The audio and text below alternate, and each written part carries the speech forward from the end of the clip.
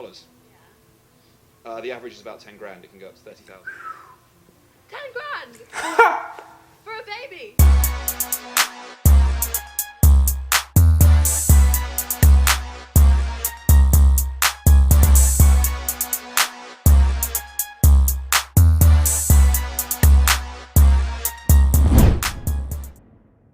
What's good, y'all? It's the Demouchets React, and we're back with another video. Who we got today, C? Today we are back with another American reaction to other countries. That's true. So a big topic that has been coming up is about the healthcare differences. Yes, that's big. So we're super excited to get into this video, guys. If you're new to us and we're new to you, make sure you scroll down, hit the red subscribe button, and turn on the post notification bell. Without further ado, let's get into this video.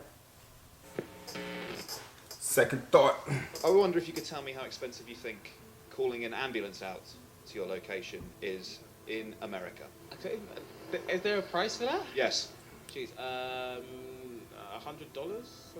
$2.5 grand.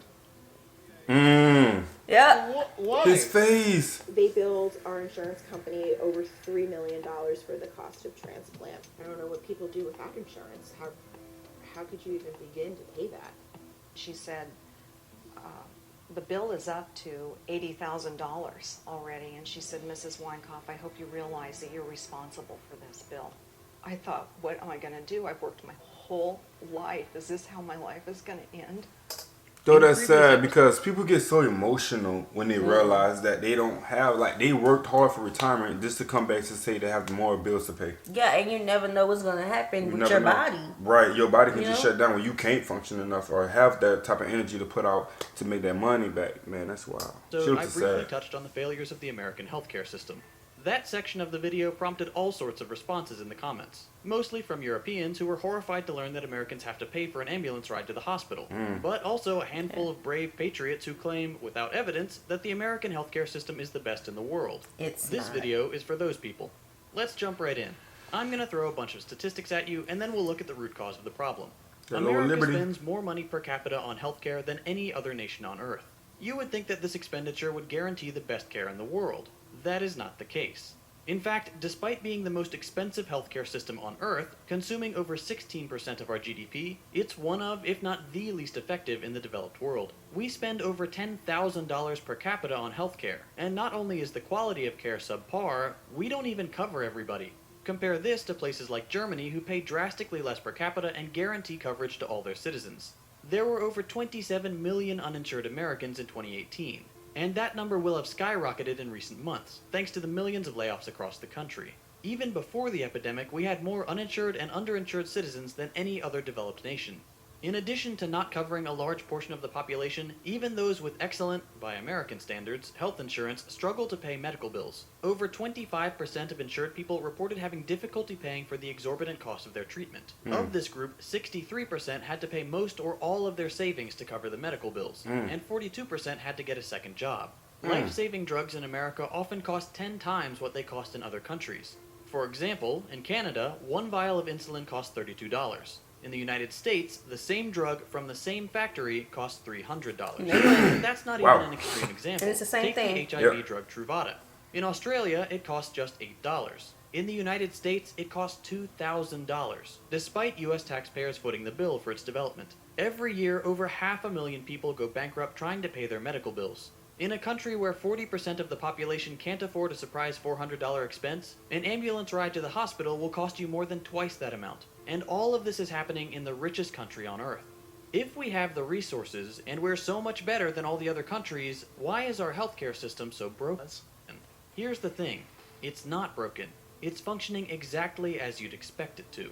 America's healthcare system is for profit. That means instead of providing care because it's the ethical thing to do, they only do it because there's a big check involved. Back in the 30s, Blue Cross and Blue Shield were the two main health insurance providers in the U.S. In those days, they operated as nonprofits, and wouldn't turn anyone away for any reason.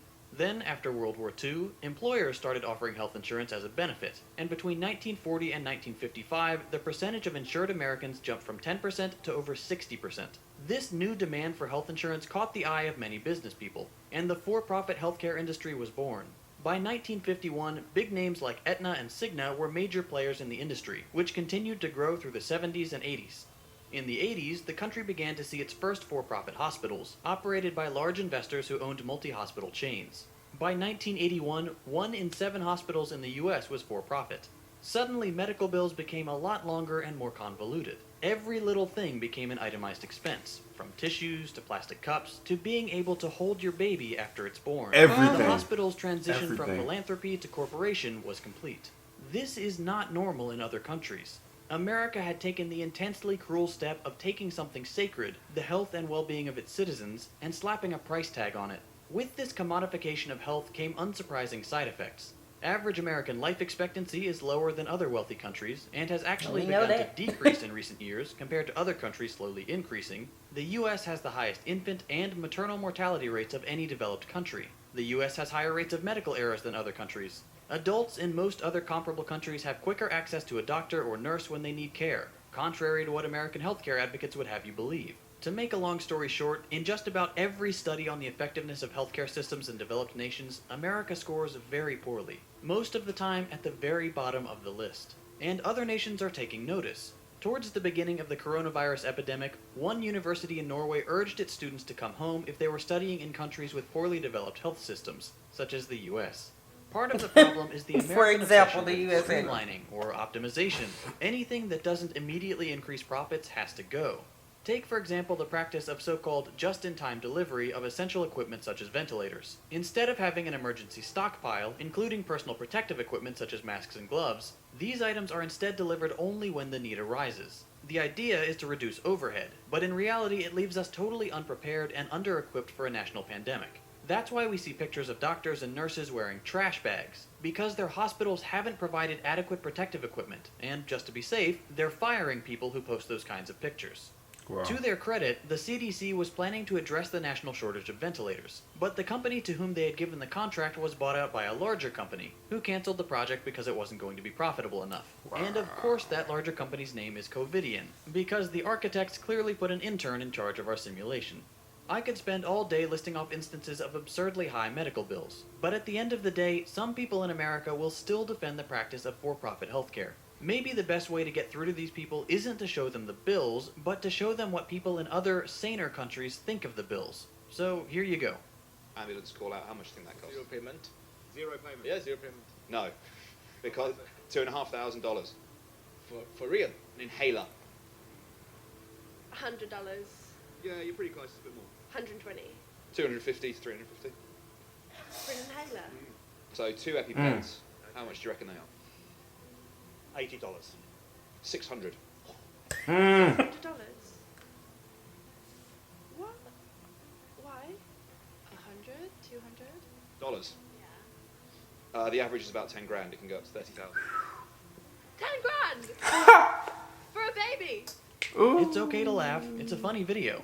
But Yeah, Okay. I just have to chuckle at that. So, because we have had 3 different types of delivery, well, not 3 different types, 3 different experiences with Yes, say that. delivering our babies. The second baby was the most expensive because we all know that a C-section costs way more than any other delivery. And they were trying to give me a C-section, but I ended up having a vaginal delivery in the operating room for the C-section. So I was billed for both, as if I had given a natural delivery and a C-section delivery. That was $58,000. Yeah. Thank God for insurance. These are the types of reaction you get when you explain to anyone in a first world country besides the US just how screwed up our healthcare system is. We're not paying these exorbitant fees for quality care. We're paying for executive bonuses, Yep. shareholder value, and lucrative contracts. Pharmaceutical and medical device companies can charge whatever they want, and the US government will never step in. We're one of the only nations on Earth that doesn't regulate the cost of drugs and medical supplies, and companies negotiate directly with hospitals and insurers to get the best terms. Not best for the patient, best for them. Drug costs in America are many times higher than in any other country. Why? Because that's how it works in a for-profit system. The dollar holds infinitely more value to these corporations than human well-being. The needs of the people are secondary to the profit motive.